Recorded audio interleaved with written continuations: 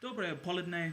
good afternoon. This video marks the end of my 5th week here in Brno, and in honesty the last 7 days have probably gone by quite slowly, what with work starting to build up a bit of anticipation for the incoming Easter holiday weekend that we get here in the Czech Republic,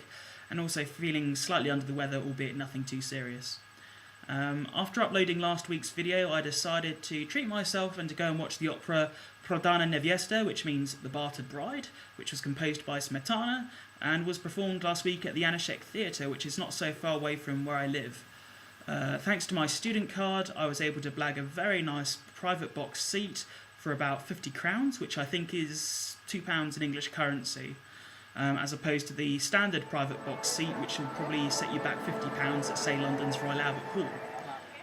As a musician, I'm constantly being warned of the decline of traditional classical music and opera in the United Kingdom, so last week's trip to the opera made for one of the more heartening experiences I've had since arriving in the Czech Republic, what with some excellently composed music for a cast of well over 40 opera singers, accompanied by a full orchestra performing to a sold-out audience made up of a different range of ages from early infancy to pensioners. So I'm very glad to say from my experience that traditional opera is very much alive and well in Central Europe.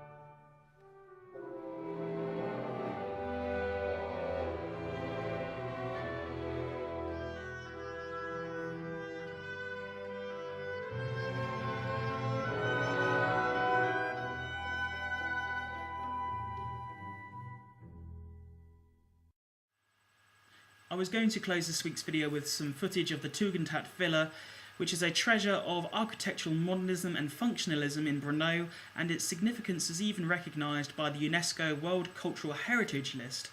However, upon arrival at the location this morning, we discovered that tours were actually fully booked until June.